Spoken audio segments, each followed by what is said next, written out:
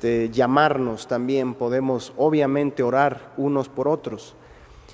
Estos días, hermanos, y los cambios que ha habido, las modificaciones que ha habido al estilo de vida en la sociedad, a la dinámica, a la forma en la que habitualmente hacemos las cosas, no solo en la iglesia, sino en el mundo en general, ha traído sin duda retos para nuestros corazones, retos para nuestra mente, hermanos. Y yo quisiera hoy compartir con ustedes un reto importante que probablemente esté rondando en algunos corazones, un asunto que en lo particular ha sido un reto personal para mí, y quiero en estos momentos pedirles que juntos nos aboquemos al estudio en Lucas 24. Por favor, abramos nuestras Biblias ahí en este capítulo, uno de los que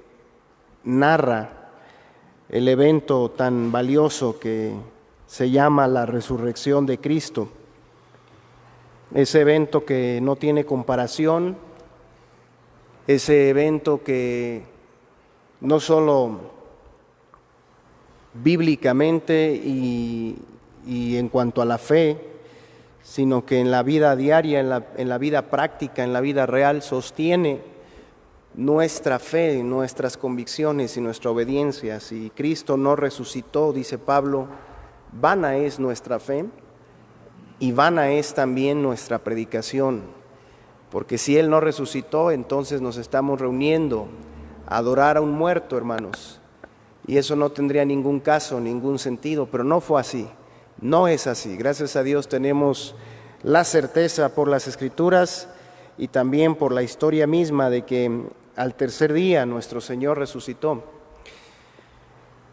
Dice Lucas 24, y yo quiero hablarles hoy acerca del peligro de la tibieza espiritual, el peligro de apagarnos ahí adentro en nuestro corazón, el peligro de descuidar la práctica más importante que todo creyente necesita, que es su propia comunión con Dios, su propia relación con Dios.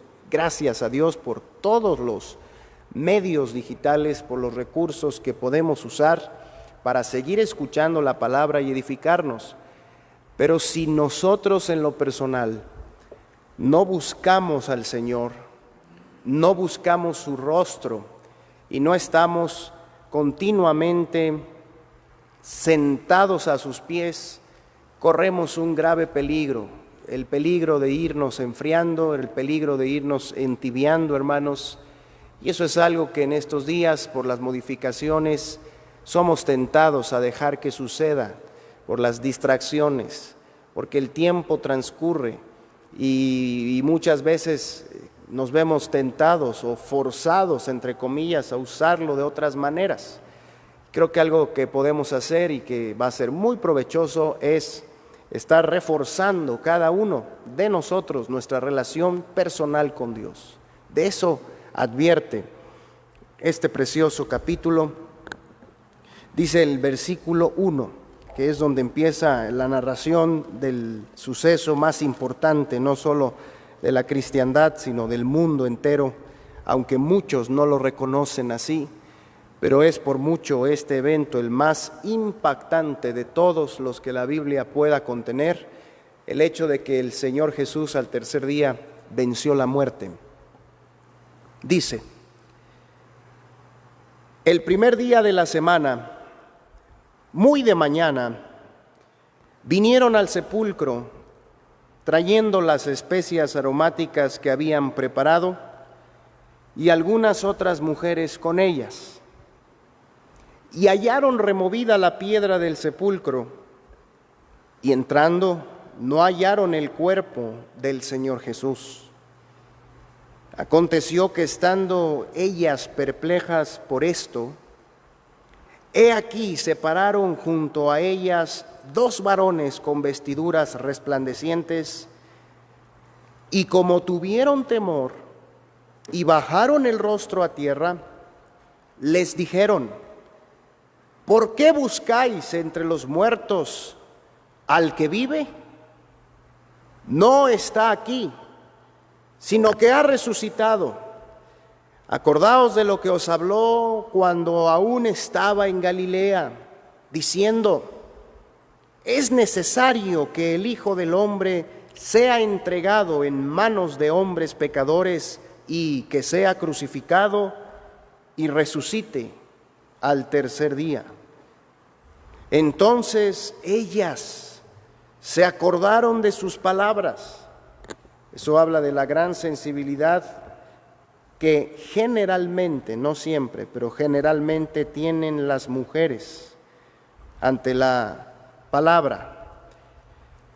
Dice el 8 que se acordaron, ¿verdad? Cuando el ángel les recordó, se acordaron de esas palabras, de la necesidad que Cristo anunciaba, de que tenía que ser entregado, que tenía que ser crucificado y que luego del tercer día tenía que resucitar. Ahí las mujeres se acordaron cuando el ángel se los dijo.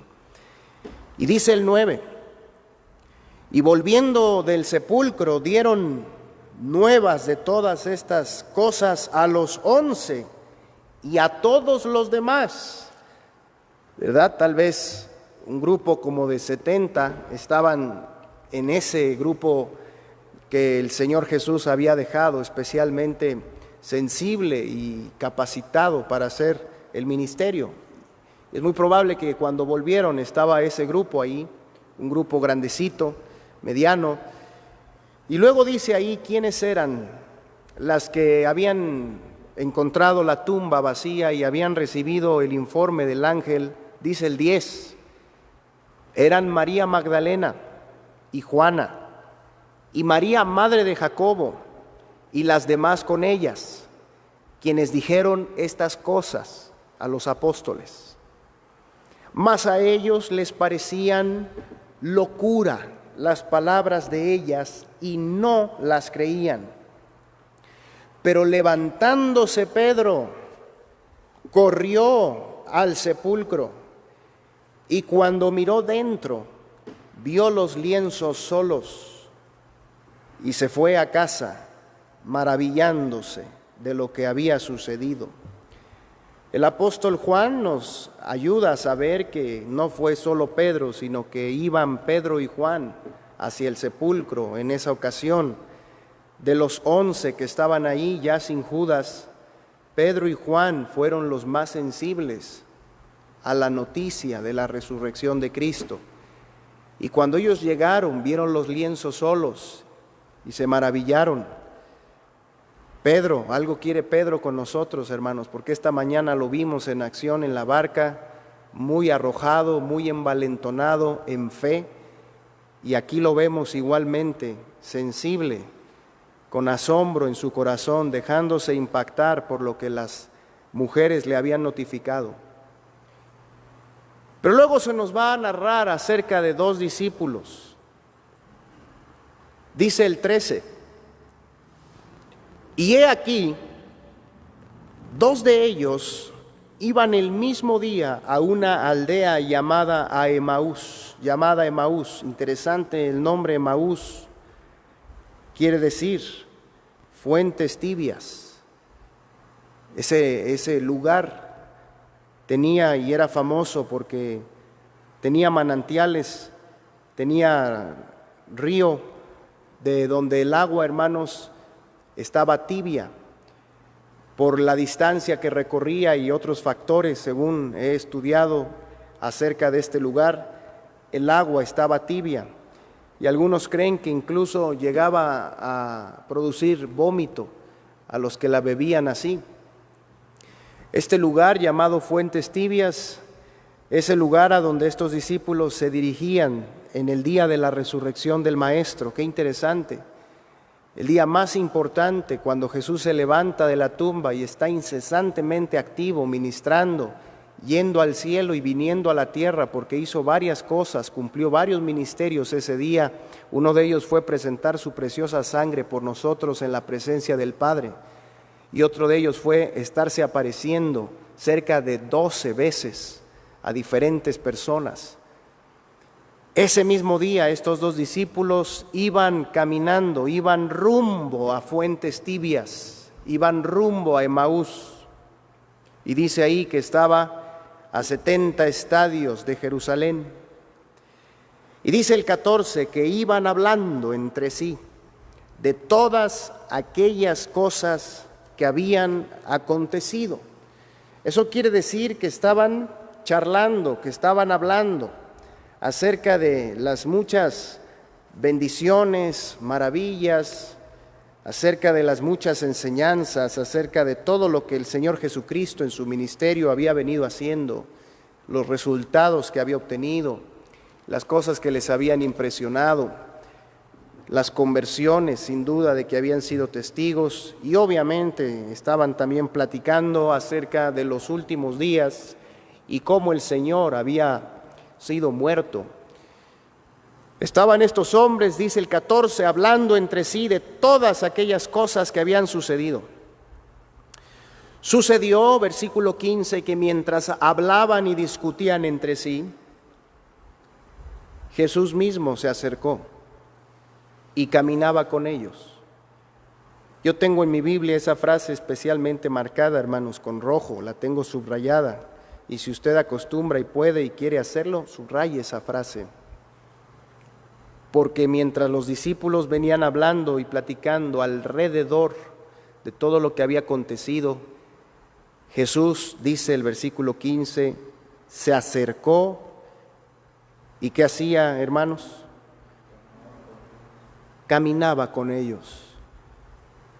Caminar, una de las prácticas que relaja, una de las prácticas que renueva las fuerzas, una de las prácticas que habla de un acompañamiento, que habla de una comunión. Jesús mismo, hermanos, se acercó y caminaba con ellos. Mas los ojos, dice, de ellos estaban velados para que no le conociesen.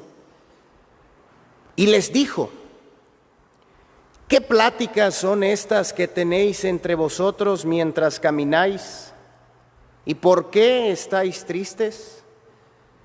Cuando estudiamos la porción completa y vamos a llegar al final del relato, podemos deducir que ese velo en sus ojos, esa incapacidad para reconocer al Maestro, tenía mucho que ver con el estado de su corazón. No lo estaban realmente esperando ver. No lo estaban realmente anhelando. Y es por esa razón que el Señor, aunque iba con ellos, no se dejaba ver por ellos, porque no había en ellos un anhelo genuino, un anhelo sincero. Al contrario, estaban descorazonados, estaban desilusionados. Y por eso el Señor les pregunta en el 17: ¿qué pláticas son estas que tenéis entre vosotros mientras camináis? ¿Y por qué estáis tristes?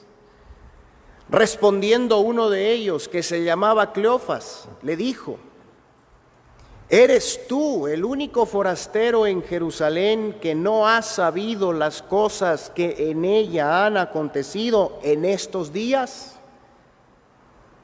Entonces él les dijo: ¿qué cosas? Y ellos le dijeron: de Jesús Nazareno. Y esta parte se debe de leer con un tono triste, porque es lo que dice el 17 al final, ¿verdad? Que es la manera en la que ellos estaban tristes. Así que le dicen a Cristo: de Jesús Nazareno, que fue varón profeta, poderoso en obra y en palabra delante de Dios y de todo el pueblo. ¿Y cómo le entregaron los principales sacerdotes y nuestros gobernantes a sentencia de muerte y le crucificaron? Pero nosotros esperábamos que Él era el que había de redimir a Israel. Y ahora, además de todo esto, hoy es ya el tercer día que esto ha sucedido. Aunque también nos han asombrado unas mujeres de entre nosotros, las que antes del día fueron al sepulcro, y como no hallaron su cuerpo, vinieron diciendo que también habían visto visión de ángeles, quienes dijeron que él vive. Y fueron algunos de los nuestros al sepulcro, Pedro y Juan, y hallaron así como las mujeres habían dicho, pero a él no le vieron. Esta manera, hermanos, de expresarse es muy del varón, del hombre. Se llama negatividad, negativismo. Si usted se fija al analizar esta respuesta que estos hombres le dan a Cristo, ellos van contando la historia, pero están con una atmósfera de tristeza y con un ánimo caído que nada, ¿verdad?, se los levantaría, más que el Señor, claro está. Pero a veces los varones así estamos y así somos. Contamos las cosas con un dejo de tristeza, con un negativismo detrás del argumento que estamos planteando, y casi dejamos ver que no tiene caso seguir adelante, seguir viviendo. Fíjese lo que dice el texto 21, cómo empieza. Pero nosotros esperábamos, o sea que ya no, ¿verdad? Porque lo vimos morir. O sea que la fe de ellos alcanzó solamente hasta que un evento que para ellos era imposible, que para la humanidad es imposible, se presentó. Llegó el momento de morir, lo vieron crucificado y su fe ya no pudo más. Ya no se acordaban de las profecías. Dice el versículo también 24 al final, pudieron haber cerrado, ¿verdad?, en el 24 donde dice, y hallaron así como las mujeres habían dicho, pero tienen que agregar la parte que dice, pero a él no le vieron. Así que hay, hermanos, una atmósfera de tristeza que brota de la incredulidad del corazón de estos dos discípulos. Unas expectativas no cumplidas, circunstancias que no son las que ellos esperaban y que provocaban en ellos una continua sensación de tristeza y depresión, de desilusión y de desaliento. Entonces, versículo 25, Él les dijo, Jesús, oh insensatos y tardos de corazón, ¿para qué dice, hermanos? Para creer todo lo que los profetas han dicho. Todo lo que los profetas han dicho. Muy importante eso, porque las mujeres, los discípulos habían creído muchas cosas, pero la última parte, la parte de la resurrección, no la habían valorado de la misma manera. No la habían puesto en su corazón con la misma fe con la que habían creído otras cosas acerca de Cristo. Por eso el Señor le dice a estos discípulos en el 25, oh insensatos y tardos de corazón para creer todo lo que los profetas han dicho. ¿No era necesario que el Cristo padeciera estas cosas y que entrara en su gloria? Y comenzando desde Moisés y siguiendo por todos los profetas, les declaraba en todas las escrituras lo que de él decían. El Señor se dedica a tener con ellos un hermoso tiempo de devoción, un momento con ellos en el que abre las escrituras y los conduce por ellas, un tiempo de estudio bíblico, un tiempo en el que ellos mismos recordaron las palabras escritas. El Señor fungió ahí como un líder, como una cabeza espiritual, llevándolos a recorrer los pastos, a comer de ellos y a recordarles que lo que necesitaban era mantenerse en las Escrituras. Y dice el 28 que llegaron a la aldea donde iban, pero él hizo como que iba más lejos. Mas ellos, 29, le obligaron a quedarse diciendo: quédate con nosotros porque se hace tarde, el día ya ha declinado. Y dice allí, hermanos, que él entró a quedarse con ellos. Estos discípulos, todavía sin entender quién era ese forastero, se dan cuenta que después de comentarles estas cosas, ellos valoraron su compañía, después de que él los amonestó, los exhortó y los instruyó, y ese tiempo lo aprovecharon, y entonces ellos le dicen: no te vayas, quédate. Y le dan ese argumento de que ya era tarde, que el día ya había declinado. Entonces el Señor accede a quedarse. Y en el 30 dice, hermanos, que acontece que estando sentado con ellos a la mesa, tomó el pan, lo bendijo, lo partió y les dio. Y entonces, dice el 31, les fueron abiertos los ojos y le reconocieron. Mas él se desapareció de su vista. Y se decían el uno al otro. ¿Y cuál es la pregunta que se hacen los dos discípulos el uno al otro? ¿Qué es lo que se decían? ¿No ardía nuestro corazón en nosotros mientras nos hablaba en el camino y cuando nos abría las Escrituras? Observe bien esa pregunta. ¿No ardía nuestro corazón mientras nos hablaba en el camino y cuando nos abría las Escrituras? El Señor se ocupó, hermanos, ante las expectativas no cumplidas, la desilusión, la tristeza de estos dos hombres, ante la dureza, la falta de fe, la incredulidad. El Señor se ocupó de recordarles cosas muy básicas, pero vitales, cosas que nunca pueden ser sustituidas por ningún otro medio, cosas que están al alcance de cualquiera de los discípulos, de cualquiera de los creyentes, cuando comprendemos su importancia. Cosas sencillas, pero que al ser tan sencillas, tan obvias, a veces somos tentados a descuidarlas, a pasarlas por alto, a dejarlas. Esas cosas son la comunión con Dios y el acercamiento a las Escrituras.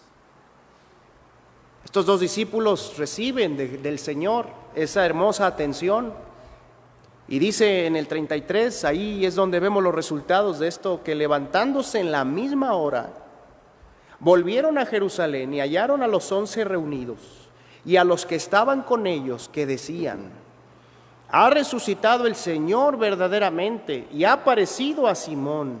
Entonces ellos, estos dos hombres, ¿qué hacían? Contaban las cosas que les habían acontecido en el camino y cómo le habían reconocido al partir el pan. Mientras ellos aún hablaban de estas cosas, Jesús se puso en medio de ellos y les dijo: paz a vosotros.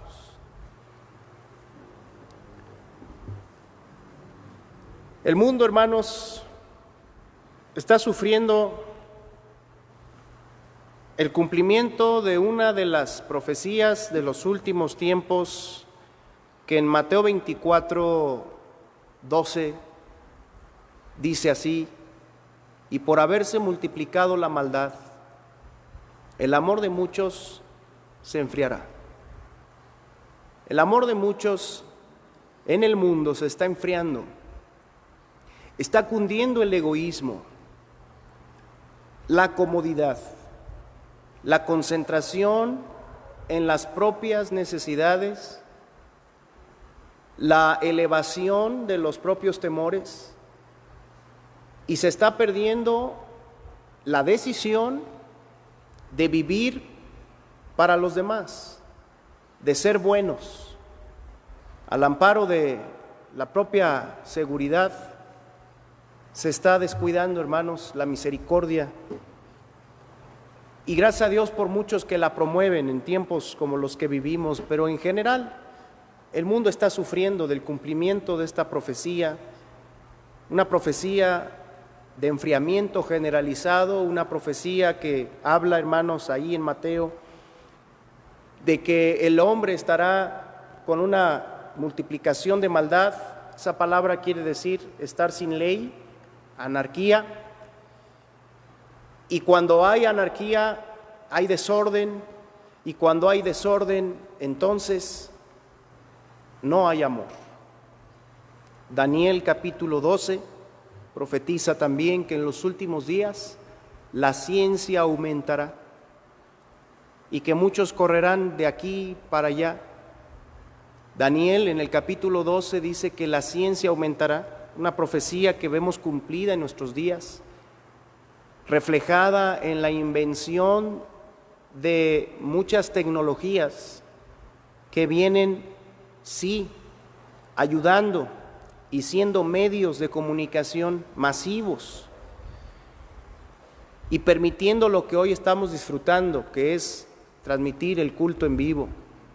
Y hay que usarlo para que la palabra corra y llegue. Sin embargo, es una realidad que el avance tecnológico que la humanidad ha podido desarrollar juega en contra también y despersonaliza las relaciones humanas y aleja y separa a las familias, las relaciones.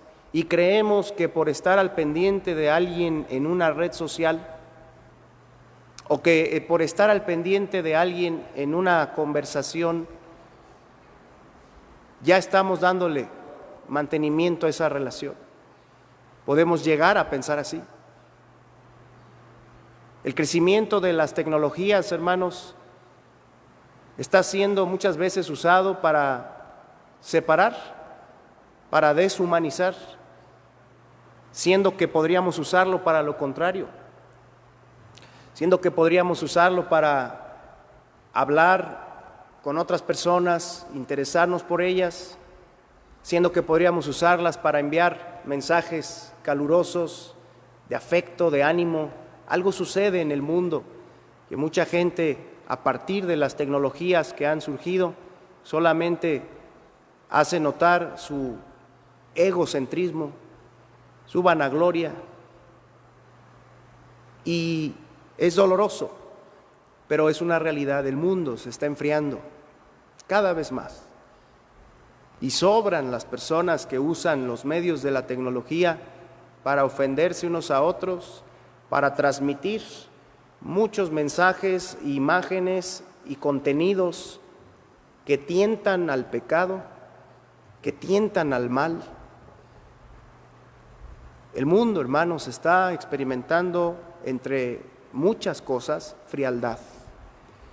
Y esa frialdad, hermanos, si no tenemos cuidado, esa despersonalización, ese alejamiento, nos afecta también a los hijos de Dios y nos lleva a desconectarnos de las personas, de sus necesidades, de sus inquietudes, siendo los más afectados, los que más nos necesitan, los que están bajo nuestra responsabilidad.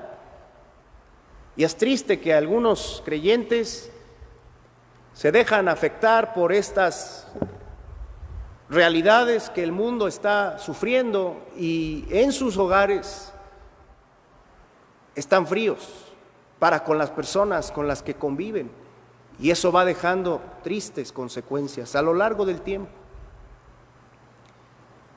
Pero no solamente el enfriamiento se da hacia las personas con sus consecuencias. El enfriamiento, hermanos, en el caso de nosotros que conocemos al Señor, empieza alejándonos de la comunión con Dios. Y eso es algo que pesa, que duele en el corazón de Dios, no importando que hubiera otras cosas. Mira Apocalipsis 2. Hay en Apocalipsis 2 un reclamo de los más sentidos por parte de Dios hacia una de sus congregaciones, que era ejemplar en muchas cosas, pero le faltaba algo. había dejado algo, había perdido algo y no le había interesado recuperarlo. Dice Apocalipsis 2. Escribe al ángel de la iglesia en Éfeso, el que tiene las 7 estrellas en su diestra, el que anda en medio de los 7 candeleros de oro, dice esto: yo conozco tus obras y tu arduo trabajo y paciencia. Miren los elogios de Dios para esta iglesia de Cristo. Conozco tus obras, tu arduo trabajo y paciencia, y que no puedes soportar a los malos. Y has probado a los que se dicen ser apóstoles y no lo son, y los has hallado mentirosos. Y has sufrido, y has tenido paciencia, y has trabajado arduamente por amor de mi nombre, y no has desmayado. Esta iglesia representaba, hermanos, de manera excelente a Dios aquí en la tierra. Era una iglesia que soportaba aflicciones, era una iglesia trabajadora que hacía buenas obras, era una iglesia que buscaba la santidad y apartaba a los malos, era una iglesia preparada en doctrina y celosa de la doctrina, y que incluso denunciaba a los falsos apóstoles. Una iglesia, hermanos, muy ejemplar, perseverante, porque no había desmayado. Pero en el versículo 4 Dios le dice a esta iglesia que tenía contra ella una cosa. Dice: pero tengo contra ti que has dejado tu primer amor. Tengo contra ti que has dejado tu primer amor. En el griego, estas palabras, protos, ágape, el afecto más alto, el amor primordial. Tengo contra ti, le dice Dios, que has dejado tu primer amor. Recuerda, por tanto, de dónde has caído y arrepiéntete.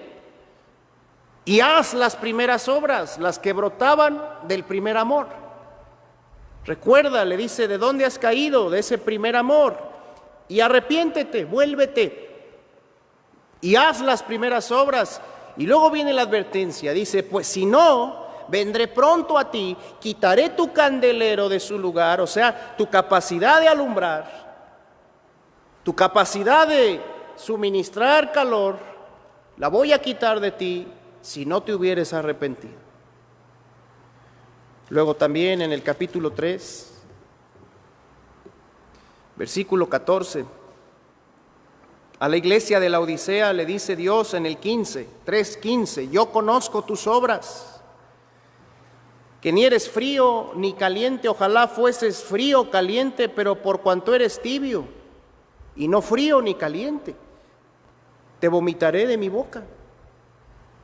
Éfeso era una iglesia trabajadora, candente en sus cosas que hacía, en sus obras, pero dejó el primer amor. Esta iglesia, en contraste con la de Éfeso, era una iglesia tibia. Se había quedado ahí nada más. No le había interesado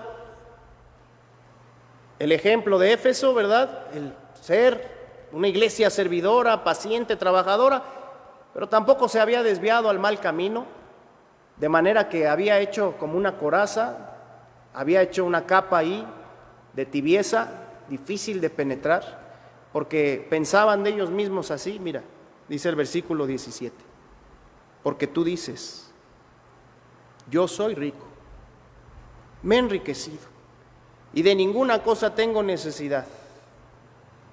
Y Dios le recuerda y le dice, ante esa falsa manera de verse, ante ese engaño, autoengaño en el que había caído, le dice ahí en el 17: y no sabes que tú eres un desventurado, miserable, pobre, ciego y desnudo. Por tanto, le dice Dios, yo te aconsejo que de mí, compres oro refinado en fuego, símbolo, queridos hermanos, de la espiritualidad genuina, el oro en fuego refinado, comprado de Dios, la vida espiritual genuina, para que seas rico, y vestiduras blancas para vestirte, símbolo de la santidad, de la justicia, de la vida recta, para vestirte y que no se descubra la vergüenza de tu desnudez, y unge tus ojos con colirio para que veas, símbolo del discernimiento que solo Dios da a los que lo buscan. Y le dice en el 19, yo reprendo y castigo a todos los que amo. Sé pues celoso, ardoroso quiere decir, sé pues celoso, pero específicamente de lo que dice el 17, el 18. Comprar de Dios una vida espiritual candente. Comprar no habla de tener que darle a Dios, habla de la inversión que se hace, de fuerzas, de concentración, de tiempo.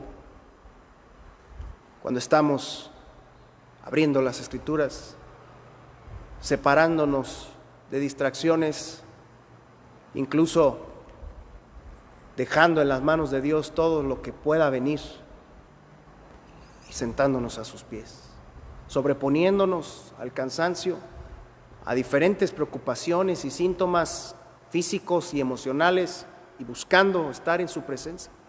De eso habla, que de mí compres.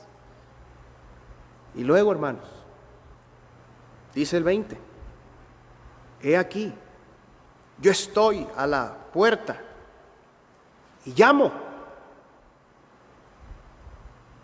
Si alguno oye mi voz y abre la puerta, entraré a él y cenaré con él y él conmigo. Cristo quiere cenar con nosotros. Es Cristo tocando la puerta, pidiendo entrada para tener un espacio, una cena, una comida contigo. Háganme el favor, hermanos, Cristo pidiendo espacio para tener comunión.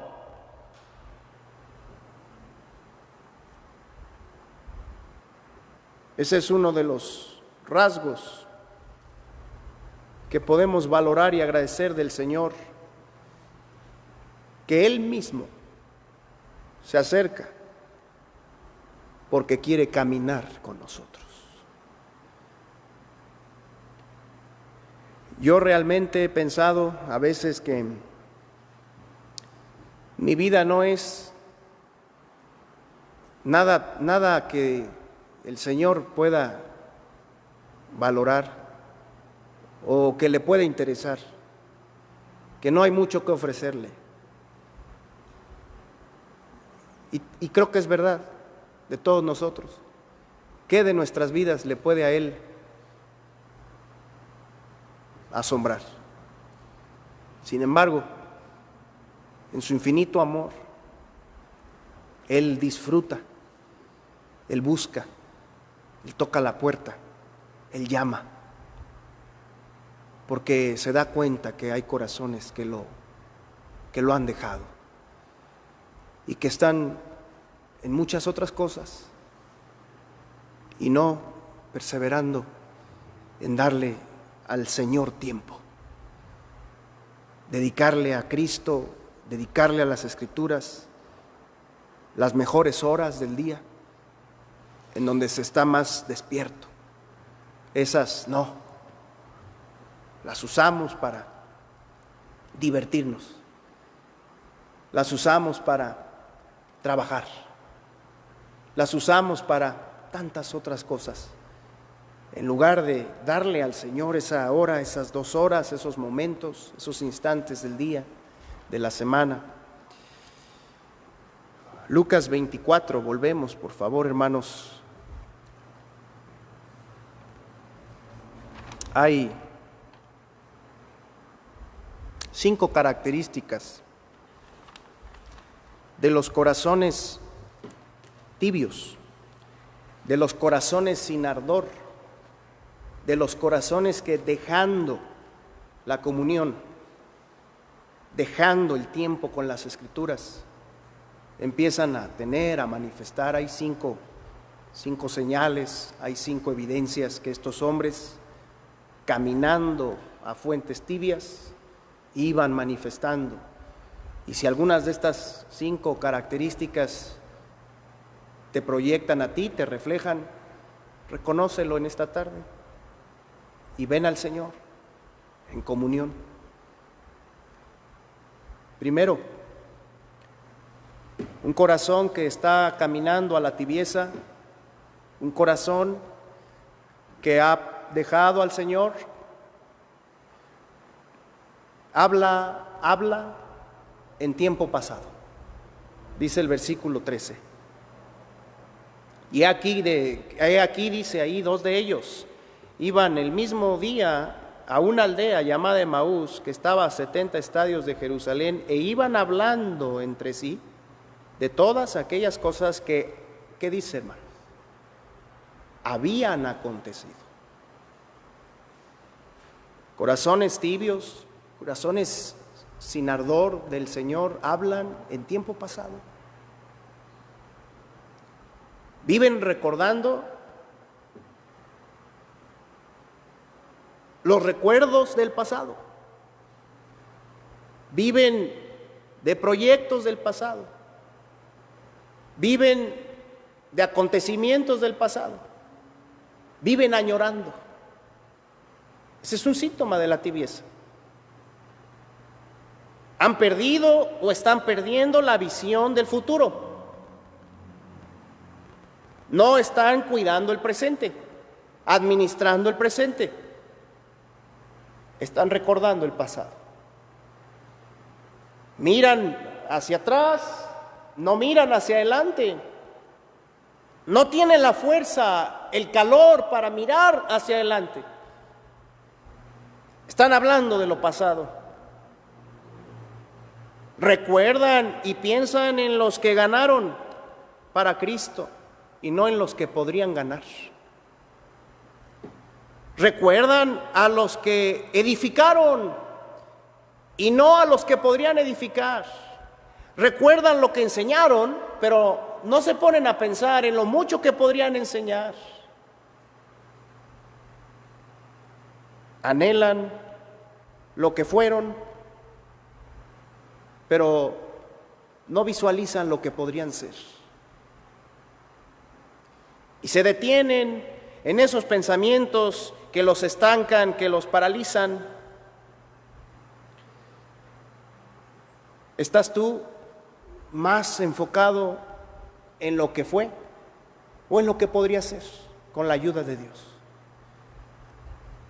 El corazón tibio habla en tiempo pasado. También versículo 15 y 16, el corazón que se está alejando del calor de Dios y que se está entibiando, ese corazón tiene sus ojos velados y no ve a Cristo como quien es realmente.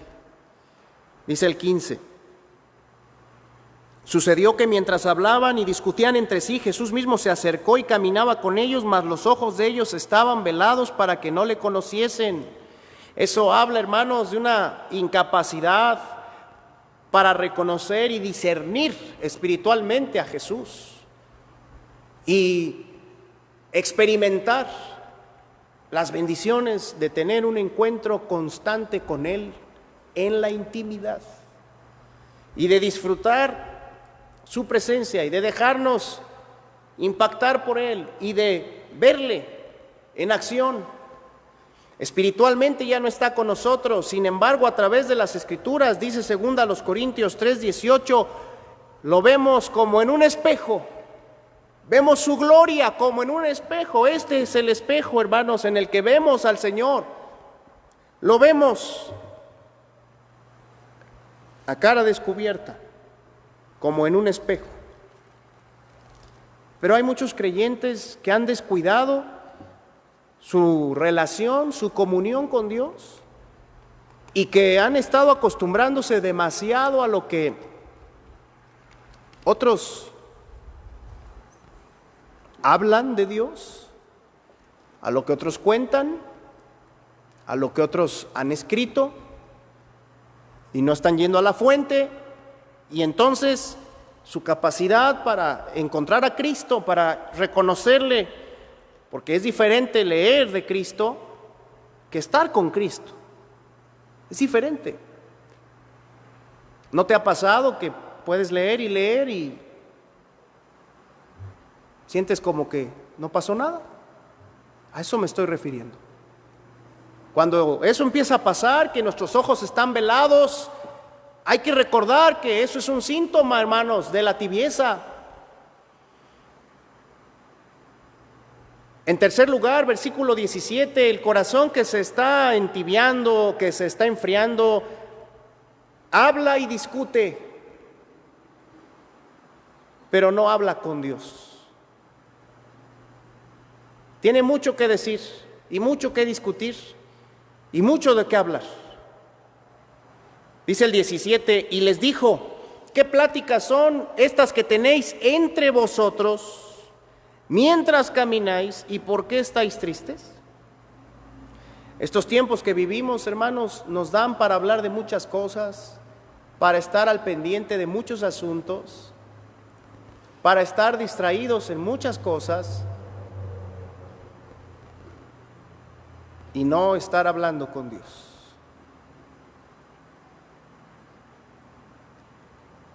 Las pláticas de los corazones que se han enfriado ya no tienen como centro al Señor y a su obra, el Señor y su voluntad.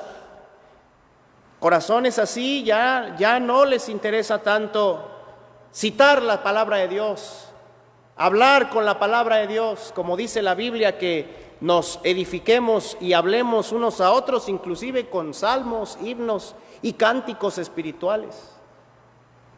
¿Qué es lo que está predominando en nuestras pláticas en estos días, allí en la casa? ¿Qué es lo que está predominando en nuestras pláticas con las demás personas? Es cierto que hay una emergencia y que hay mucho que decir de ello, pero hemos estado dejando de hablar, hermanos, de Dios. Cristianos así ya no oran, ya no claman, ya no ruegan. Su tristeza, su negatividad, el cambio de circunstancias, la modificación de lo que ellos esperaban, la frustración de expectativas los llevan a cerrar sus bocas con Dios, pero estar hablando entre ellos no significa que esté mal que tengamos comunión unos con otros o que esté mal que platiquemos. Lo que estoy diciendo es que la tibieza del corazón hace a un lado, sutilmente, hace a un lado la conversación significativa con el Padre, con el Señor. Y lo que predomina es la conversación muchas veces vana. ¿No te ha pasado que te vas a dormir y sientes como que algo falta? Como que estuviste pensando, haciendo y diciendo y moviendo y decidiendo muchas cosas, pero como que algo dejaste pendiente. Muchas veces el Espíritu Santo, hermanos, nos redarguye, haciéndonos ver que no hemos caminado con Cristo, que no hemos abierto las Escrituras.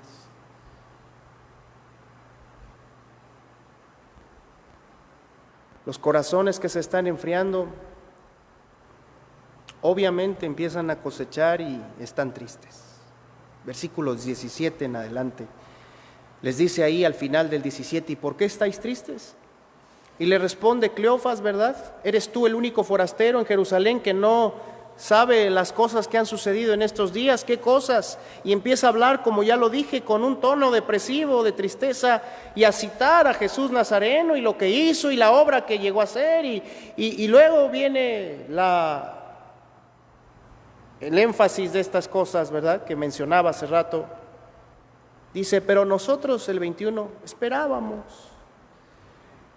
Aunque también, dice el 22, nos han asombrado unas mujeres de entre nosotros que no lo hallaron el cuerpo y como no lo hallaron, pues dijeron que vieron visión de ángeles y les dijeron que vive. Y también fueron otros, dice el 24, de los nuestros al sepulcro y hallaron como las mujeres, pero a él no le vieron. Predomina la tristeza, hermanos, en los corazones que no están buscando la comunión con el Señor. Y a veces no hay una causa real, pero se está triste. A veces uno mismo se pregunta, ¿y por qué me siento así? Si no está pasando nada grave a mi alrededor. Bueno, sí, hay problemas, hay dificultades, pero esas siempre las hay, pero no hay una desgracia. ¿Por qué tengo que estar cabeza abajo? ¿Por qué tengo que estar triste? Porque la fuente de gozo no es nuestro propio corazón. La fuente de gozo, de paz, de ardor, de pujanza espiritual no viene de nosotros. Es una fuente inagotable, pero que está aparte de nosotros, a la que tenemos que enchufarnos voluntariamente, a la que tenemos que conectarnos. Y tantito que nos peguemos, se siente la diferencia en la manera de enfrentar la vida, el día, las relaciones, los proyectos, los desafíos. Hay una sensación de poder, una sensación de paz, una sensación, un sentido de logro cuando nos conectamos con el Maestro, personal e íntimamente. Y en quinto lugar, hermanos, corazones así, dice el versículo 22 al 24, corazones así se asombran de lo que otros vieron, se asombran de lo que otros dicen, pero ellos no lo experimentan. Porque estos hombres dan testimonio de lo que vieron las mujeres, de lo que dijeron las mujeres, de lo que vieron los otros discípulos, pero ellos no lo vieron. No tienen de primera mano nada que decir, porque ellos no están recibiendo la información, están en la periferia nada más. Cuando nuestro corazón se está alejando de este bendito libro y nuestra comunión con Dios está descuidada y nos ganan actitudes y pecados y conductas que nos desconectan con el Señor y no lo arreglamos, cuando descuidamos esas cosas básicas, entonces empezamos a ser simples espectadores de lo que Dios está haciendo en otros, de lo que Dios está haciendo a través de otros, pero nosotros solamente hablamos de eso. Y en el peor de los casos, competimos contra eso, nos amargamos de eso y no nos damos cuenta que el problema es que nosotros, pudiendo estar cerca del Señor, nos vamos desconectando. Hay muchas cosas, hermanos, que aún no hemos visto. Hay muchas cosas en contra que golpean nuestra capacidad de creer y de esperar en el Señor. Pero tomando este ejemplo de estos hombres, un ejemplo negativo primero, yo quiero recordarte que el Señor nos está buscando y que Él quiere caminar a tu lado y quiere tener comunión contigo y quiere volver a encender tu corazón. Si ya de tiempo tú te das cuenta, tu ardor espiritual ha venido menguando. Y por las diferentes malas noticias, le has dado lugar a eso en tu corazón, y por las diferentes circunstancias adversas que ya estás enfrentando, y por los problemas, y por las malas decisiones que has sabido que otros toman, el desaliento viene, y por diferentes razones, te das cuenta que independientemente de todo, una de las faltas, uno de los descuidos grandes, graves, sutiles pero graves, es que tú personalmente no has estado sentándote en la presencia del Señor, y te das cuenta que eso está ocasionando muchas de estas cosas. Hoy puede ser diferente, hermano. Hoy puedes empezar a recordar eso, y como recomienda Apocalipsis 2, dice: recuerda por tanto de dónde has caído, arrepiéntete y haz las primeras cosas. Relación con Dios,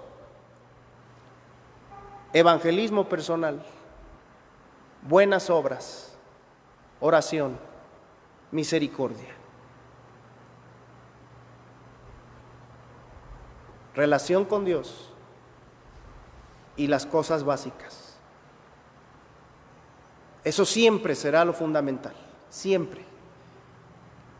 Y aunque haya otras ayudas, y gracias a Dios porque nos permite Dios transmitir los cultos, enviar materiales, producir algunos videos a nosotros, a otras iglesias que lo están haciendo muy bien y que están llenando de materiales útiles para nuestra edificación.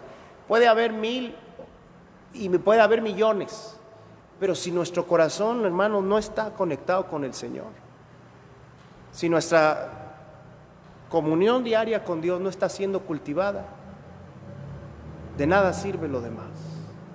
¿Cómo está tu relación con Dios, hermano, el día de hoy? ¿Cómo está tu búsqueda personal del Señor? ¿Cómo está tu relación con las Escrituras? Hay una tendencia fuerte en este tiempo que probablemente el diablo es responsable de poner en pausa, de bajar el ritmo, todo, incluida la relación con Dios. Cuídate mucho de eso. Mejor interpreta estas circunstancias como una oportunidad que Dios te da para fortalecer tu relación con Dios. Si tienes un poco más de tiempo, que en muchos casos tal vez es así, interpreta eso y haz lo que le dice Pablo a Timoteo, 1 Timoteo 4, por favor. Atiende ese consejo, atendamos ese consejo en tiempos como estos, porque no sabemos lo que va a venir, hermanos. A veces Dios concede temporadas así porque quiere que fortalezcamos nuestros propósitos personales en Él, nuestros propósitos familiares como iglesia, que vayamos vislumbrando y que tomemos buenas decisiones, sobre todo que nos llenemos de Él para ir fortaleciendo nuestro corazón ante lo que pueda venir, ante los retos que nos estarán esperando si Cristo no viene antes. Dice 1 Timoteo 4, versículo 13. Entre tanto que voy, ocúpate en la lectura. Ocúpate en la lectura, lo repito, yo sé que a veces no te gusta leer, te cansa, te duele la cabeza, no sé, te desesperas. Ocúpate en la lectura, ocúpate en la exhortación, o sea, en transmitir lo que lees, en compartir lo que aprendes. Ocúpate en la lectura, ocúpate en la exhortación y en la enseñanza. Para aquellos que tienen la posibilidad de enseñar a sus hijos con más tiempo, de enseñar a alumnos, de enseñar a una congregación, como en mi caso, dice Dios, usa tu tiempo en esas cosas. No descuides el don que hay en ti, que te fue dado mediante la profecía con imposición de las manos del presbiterio. Y el 15 otra vez le dice a Timoteo, ocúpate en estas cosas, permanece en ellas, para que tu aprovechamiento sea manifiesto a todos. Ten cuidado de ti mismo, o sea, atiéndete a ti mismo, atiende tu salud, atiende tu descanso, atiende tu alma, atiende tu relación con Dios. Ten cuidado de ti mismo, date tiempo para fortalecerte tú mismo.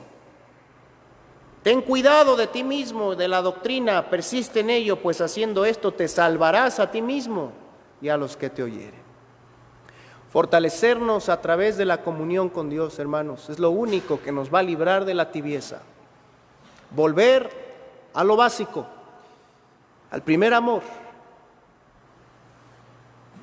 Por eso quiero terminar mencionando que cuando los corazones arden, Mateo 24, reciben la amonestación del Señor, se sientan a oír las Escrituras, a abrirlas, a leerlas, y ahí es donde los corazones empiezan otra vez, nuestros corazones empiezan otra vez a arder. Agárrate un día de estos, un evangelio, el libro de los Salmos, los Proverbios, el Apocalipsis si quieres. Agárrate un libro histórico y léelo. Permanece. Usa tu tiempo de esa manera y abre tu corazón. Como me decía hace unas horas un hermano, que antes de leer la Biblia le pedía a Dios que le regalara algo, que le dejara ver y oír lo que tenía para él. Y Dios es fiel, dándole y mostrándole. Y eso es lo mismo que quiere hacer con cada uno de nosotros. Jesús tuvo que decirles muy duro a estos hombres: oh insensatos, tardos de corazón para creer, y les empieza a abrir las Escrituras. Así que un corazón ardiente, hermanos, va a recuperar un corazón su ardor cuando se sienta y se deja amonestar por el Señor y abre las Escrituras personalmente, a pesar de todo. Un corazón va a arder cuando obliga a Cristo, entre comillas, obliga a Cristo a quedarse con él. Es lo que dice el versículo 29 y 30. Cuando él ya se iba, le dicen: no, quédate. Y la razón que le dan ahí en el versículo 29 al final es que el día ya ha declinado. Y así, hermanos, por la observación del ambiente, del día espiritualmente, del día profético que viene declinando por el ambiente difícil, esa es una de las razones de peso hoy que podemos invocar para pedirle al Señor y buscar que se quede con nosotros, que sea nuestro acompañante permanente. Se hace tarde, la noche viene, dice Jesús, cuando nadie puede trabajar. Él es la vid, nosotros los pámpanos. Separados de Él, nada podemos hacer. Toda la fuerza, hermanos, la dirección, la sabiduría, la fortaleza vendrá de Él hacia nosotros.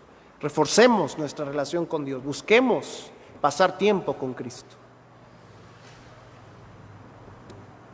¿Cómo está tu corazón el día de hoy? ¿Cómo está tu comunión con Dios? Tú y yo necesitamos, hermano, arder nuevamente. Necesitamos cultivar ese fuego, esa pasión, ese amor por Dios y por su voluntad. ¿Qué acciones prácticas puedes tomar a partir de hoy, de este mensaje? Revisa el horario que estás llevando, revisa tu tiempo en tu día, ubica los tiempos de máxima eficiencia que tienes y trata de dedicarle a Dios y a su palabra esos momentos. Si no lo has hecho y te sientes lejos de Dios, culpable, resuelve eso en su presencia y pídele perdón, y en la sangre del Señor despójate de esas culpas que ya Cristo llevó. Y entra a su presencia, como lo dice Hebreos. Cerramos ahí, hermanos. Hebreos 11, Hebreos 10. Dice, Hebreos 10, 19. Así que hermanos, teniendo libertad para entrar en el lugar santísimo por la sangre de Jesucristo, por el camino nuevo y vivo que Él nos abrió a través del velo, esto es, de su carne, y teniendo un gran sacerdote sobre la casa de Dios. ¿Qué dice el 22, hermanos? Acerquémonos con corazón sincero, en plena certidumbre de fe, purificados los corazones de mala conciencia y lavados los cuerpos con agua pura. Mantengamos firme sin fluctuar la profesión de nuestra esperanza, porque fiel es el que prometió. Quitémonos cualquier prejuicio, cualquier estorbo delante de Dios, vayamos a su presencia. Es de nuestra comunión, hermanos, personal, constante, que nuestro corazón tendrá continuamente lo que necesita para seguir adelante. Y que este tiempo de prueba, este tiempo diferente que nos está tocando vivir, no sea un tiempo para apagarnos, sino para encendernos, para renovarnos en el Señor. Vamos a orar, hermanos, inclinemos nuestro rostro. Padre que estás en los cielos, gracias por recordarnos la importancia de buscarte y comprar de ti lo que necesitamos, invertir en nuestra relación contigo para obtener los bienes más preciados que son los que tú das, como dice el Salmo 25. La comunión íntima de Jehová es con los que le temen y a ellos hará conocer su pacto. Como dice el Salmo 63, que como de meollo y de grosura será saciada el alma de aquel que te busca en medio de una tierra seca y árida donde no hay aguas, aquel cuya carne te anhela y cuyo espíritu está sediento de ti. Padre, que en estos días nos concedas hacer una reflexión especial, importante, seria, acerca de nuestra relación contigo, del estado en el que la tenemos, en el que la hemos dejado, y que podamos, como dice Apocalipsis 2, si es necesario, arrepentirnos, regresarnos, volvernos y comenzar a buscarte, si es que lo hemos dejado, con la pasión, con la fuerza, con la necesidad con la que requerimos hacerlo. Y no solo eso, sino que de ahí nos des tú, Señor, la fuerza para que esas primeras obras básicas de evangelismo personal, de ayudar a los que lo necesitan, esas primeras obras de estar orando unos por otros, de alabarte, Señor, esas primeras obras que no requieren de dones espirituales, que no requieren de un templo físico, que no requieren ni siquiera de un ministerio organizado, que requieren de un corazón ardiente, esas primeras obras se dejen ver por tu gracia y para tu gloria en muchos de nosotros. Nos ponemos en tus manos, Señor, y te pedimos de tu bendición. En el nombre precioso de Cristo. Amén.